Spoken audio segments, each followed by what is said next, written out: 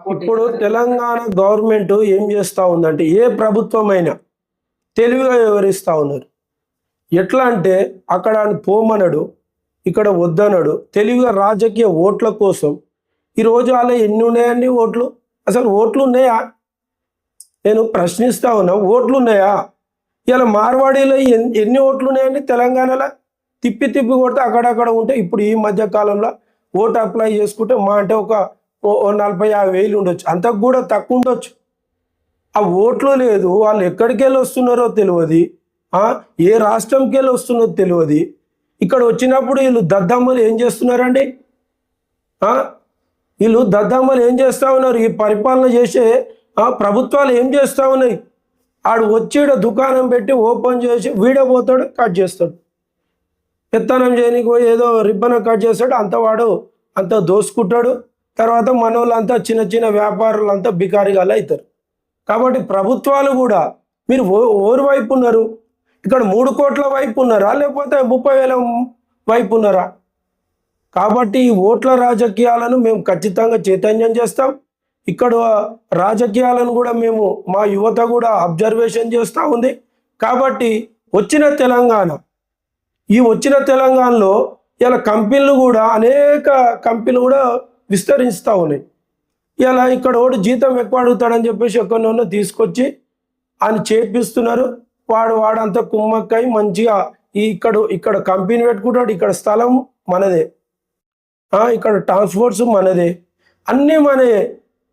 మనకు టోపీ పెడతాడు, వాడు మంచిగా సంపాదించుకుంటాడు, అక్కడ పోతాడు, అక్కడనే భూములు కొంటాడు, చేస్తాడు. ఇక్కడ అంతా ఎత్తుకపోతాడు, అక్కడ కొంతుడు. ఇక్కడ ఎంత కావాలంతా కొనుక్కుంటుండు, అక్కడ అంతా మళ్ళా ఆ డబ్బంతా తీసుకొని పోతా ఉండు. కాబట్టి ఈ తెలంగాణ ప్రభుత్వానికి ఒకటే విజ్ఞప్తి చేస్తా ఉన్నాం, మీరు మార్వాడీల వైపా తెలంగాణ ప్రజల వైపా? ఒకటే నినాదం, మీరు సూటిగా చెప్పాలి. ఇక్కడ మార్వాడీల వైపు ఉంటే మార్వాడీల వైపు అని చెప్పండి ప్రజలకు, వ్యాపారస్తులకు చెప్పండి, లోకల్ వ్యాపారస్తులకు మేము మార్వాడి వైపు, ఇక్కడ తెలంగాణ ప్రజల వైపు కాదు, ఇక్కడ తెలంగాణ దుకాణాల వైపు కాదని చెప్పండి. ఆ దమ్ము చెప్పాలి. ఈరోజు తెలంగాణ రాష్ట్ర వ్యాప్తంగా గో బ్యాక్ మార్వాడి అనే నినాదం ఉవ్వెత్తున లేస్తూ ఉంది. అందులో భాగంగా ఈరోజు జై భీమ్ ప్రజాసేన రాష్ట్ర అధ్యక్షునిగా మా యొక్క అభిప్రాయాన్ని కూడా తెలియజేస్తూ ఉన్నాం.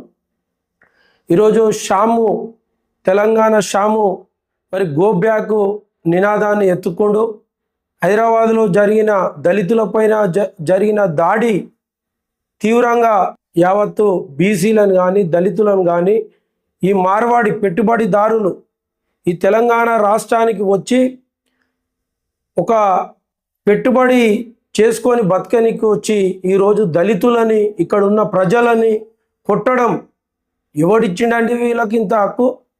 బతకనికి వచ్చినోడు బతికినట్టు బతకండి, అంతేగాని ఈరోజు దళితులను ఇక్కడ ఉన్న ప్రజల్ని ఈ విధంగా కొడితే సహించమని చెప్పేసి ఈ సందర్భంగా నేను విజ్ఞప్తి చేస్తా ఉన్నా.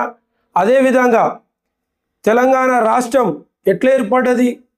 నిధులు నియామకాలు ఆంధ్రోలు పెత్తనం చేస్తే ఈరోజు ఈ తెలంగాణ రాష్ట్రం మా రాష్ట్రం మాది, ఇక్కడ మా ప్రజలము, మేము పన్నులు కట్టి మేము బతికేటోళ్ళము, మేము నివసిస్తోళ్ళము, అలాంటి వ్యక్తుల పైన మీరు పెత్తనం ఏందని చెప్పేసి నిధులు నియామకాలు ఉద్యోగాలు అని చెప్పేసి మరి తెలంగాణ రాష్ట్రంలో ఉవ్వెత్తున ఓయూ క్యాంపస్ నుంచి అనేక ఉద్యమాలు మరి ఉవ్వెత్తున లేచినాయి.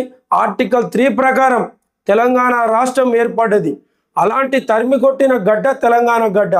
కాబట్టి మిత్రులారా, ఈరోజు మరి ఎక్కడి నుంచో వచ్చి మార్వాడి ఆయన యొక్క కల్చరే అలాగది. అక్కడ గుజరాత్ రాజస్థాను ఈరోజు మోడీ మరి పెట్టుబడిదారుల చేతిలో ఉండి వాళ్ళని అంతా పంపించి ఇక్కడ ప్రతి ఒక్క ఊర్లో తెలంగాణలో ఒక దర్గా ఉంటుంది, దాని పేరు జింజాషా మదారి అంటారు. అలాగనే మరి హనుమంతుడి గుడి ఉంటుంది. అలాగనే ఈరోజు మార్వాడోడు కూడా తెలంగాణలో చేసిండు. ఈరోజు మార్వాడోడు కూడా ప్రతి ఒక్క ఊర్లో చిన్న పల్లెటూరులో కూడా మార్వాడోడు వచ్చిండు.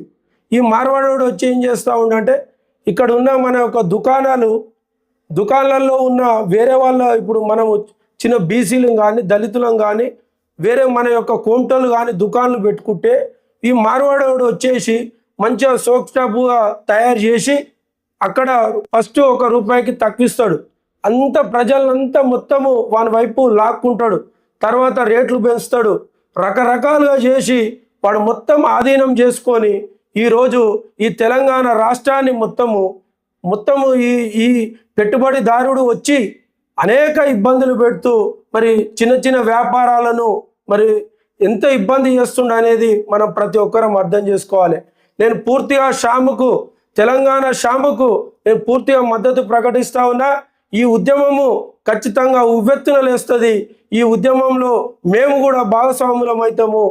జై భీమ్ ప్రజాసేన రాష్ట్ర అధ్యక్షునిగా నేను విజ్ఞప్తి చేస్తా ఉన్నా.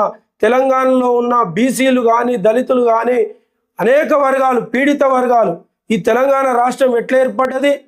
మా నిధులు, మా నియామకాలు, మా ఉద్యోగాలు అనే నినాదంతో ఏర్పడ్డది.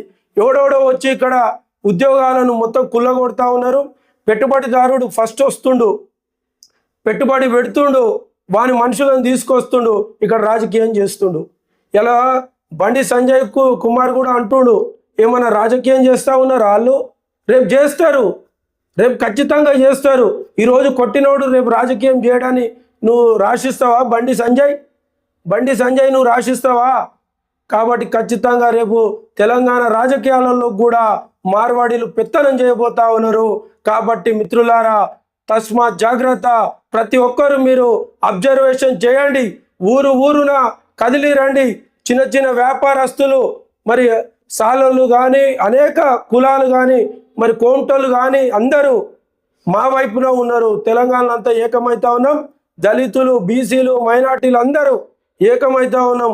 ఏదో ఒకటి ముస్లింల నొల్లి కూడా బీజేపీ పెడతా ఉంది.